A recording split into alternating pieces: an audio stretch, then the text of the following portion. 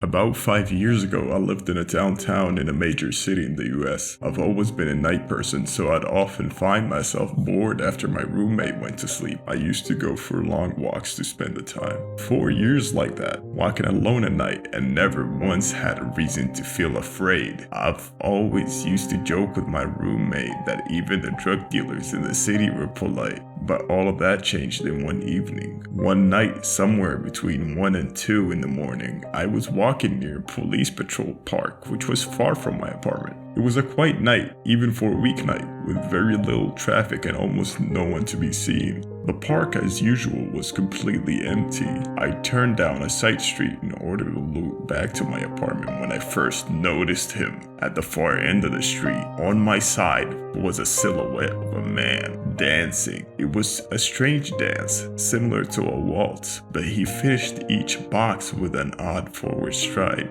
I guess you could say he was dance walking, headed straight for me. Deciding he was probably drunk, I stepped as close as I could to the road to give him the majority of the sidewalk. The closer he got, the more I realized how gracefully he was moving. He was tall, lanky, and wore an old suit. He danced closer still until I could make out his face. His eyes were open wide-eyed, wild, head tilted back slightly, looking off at the sky. His mouth was formed in a painfully wide cartoon of a smile. I felt uncomfortable to say the least, and I decided to cross the street before he danced any closer. I took my eyes off of him to cross the empty street. As I reached the other side, I glanced back and then stopped dead in my tracks. He had stopped dancing and was standing with one foot in the street, perfectly parallel to me. He was facing me but still looking skyward, smile still wide on his lips. I was completely and utterly unnerved by this. I started walking again but kept my eyes on the man. He didn't move.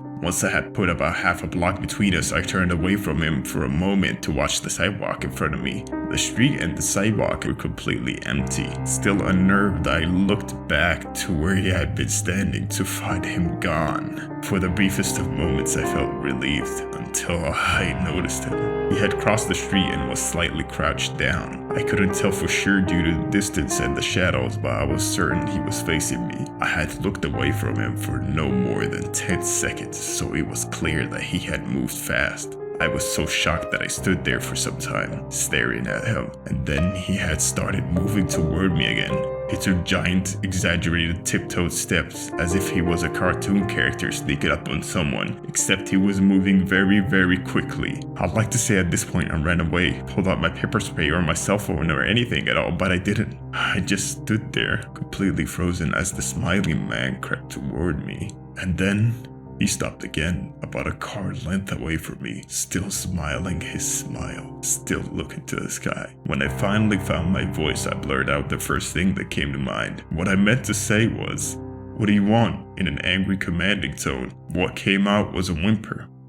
What? Regardless of whether or not humans could smell fear, they can certainly hear it. I heard it in my own voice, and that only made me more afraid. But he didn't react to it at all. He just stood there, smiling. And then after what felt like forever, he turned around very slowly and started dance walking away. Just like that. Not wanting to turn my back to him again, I just watched him go until he was far enough to be almost out of sight. But then I realized something. He wasn't moving away anymore, nor was he dancing. I watched in horror as the distant shape of him grew larger and larger. He was coming back my way, and this time he was running. Full sprint running. I ran until I was back into a better lit road with sparse traffic. I looked back behind me and he was nowhere to be found. The rest of the way home, I kept glancing over my shoulder, always expecting to see his creepy smile, but he was never there.